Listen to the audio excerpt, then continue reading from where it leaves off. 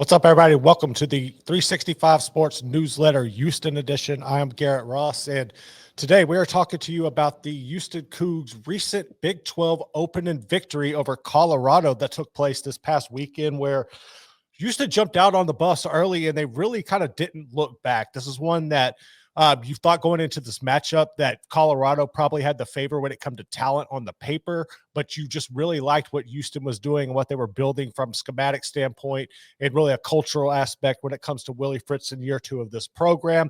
And ultimately, that's what it was. It was the grittiness of Houston that was able to go out and help the Cougs get the victory over Colorado 36-20. Really impressive matchup. Unfortunately, coming out of this, Houston's battling some injuries, and we knew this coming into the season that was going to be a problem. You already lost Rashawn Sanford, as we had mentioned. Mark Stampley got banged up in this game. You're without McKenzie Janello on the offensive line, and then unfortunately David Ndukwe. You lose David Ndukwe in this matchup, and he is gone for the season. It was a dislocated knee that they were having to go back in there and fix. But unfortunately, they're going to be without him for the remainder of the season. Now, one plus side is you're heading into a bye week, your first bye week of the season. That's one good thing about the growth of the Big 12 and having so many teams in this conference is you get two different byes and able to regroup and gather focus and kind of do some scouting ahead of the games as well. So Houston's going to be able to use this week to get healed up and hopefully be ready to roll by the time they continue conference play.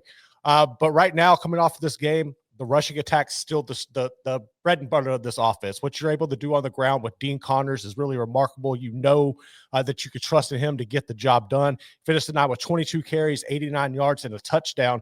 Now, one thing that got to put everybody on pause was one of those touchdowns when he dove into the end zone, he appeared to injure his shoulder. Things were kind of slow with him getting up, and you kind of took a gasp, like, oh, damn, not again. We can't lose this guy. But fortunately for everybody, Dean Connors was healthy. He's able to get back up and continue to roll in the game. You also got to luck what you saw from Conner Weigman. We know that he can throw. We know that he's a scrambler, but he looks more of like the traditional Conner Weigman that we saw at Texas A&M. The speed is back. The confidence is back with him there. He had a career high on the ground in this matchup. He had 83 yards rushing, 2 rushing touchdowns, which was numbers that he hadn't even put up, like I mentioned, back at Texas A&M.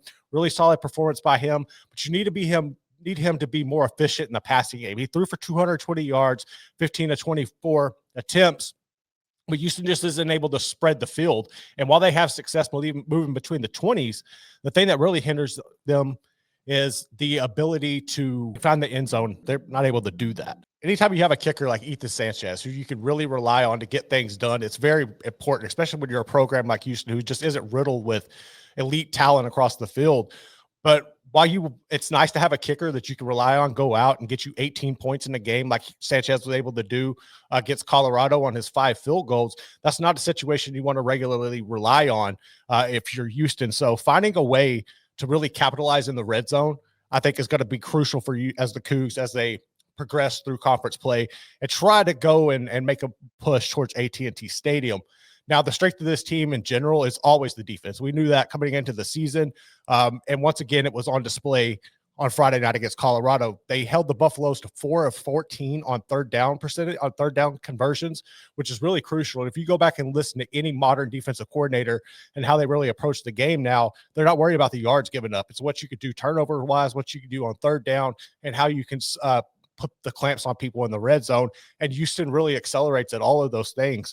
They gave up 15 first downs on the night. They forced 6 punts by Colorado and were really able to just kind of smother them as the game progressed. Now, what do? You sit back, you relax, and you prepare for your final non-conference game, but you got to head to Corvallis to take on the Beavs of Oregon State. They're coming off of a loss to Texas Tech where they went up to Lubbock and got beat 45-14. This is a team you can't sleep on, even though they have dropped and they're now considered a Power 6 team. Malik Murphy is still a really good quarterback for them. But at the same time, this is a matchup where while Houston gets the week off, Oregon State has to host Oregon. Or they got to go to Eugene to play Oregon. And Oregon is really good. It's a rivalry game. They hate each other.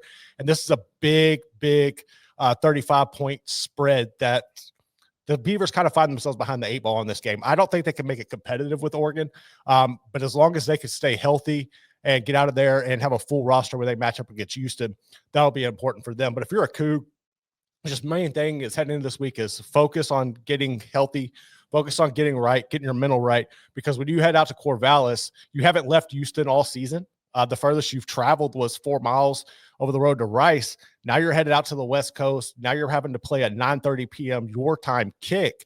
How does that impact you as you're sitting around your hotel room all night watching college football? That's going to be something to keep an eye on during this matchup. But I like where Houston's at right now.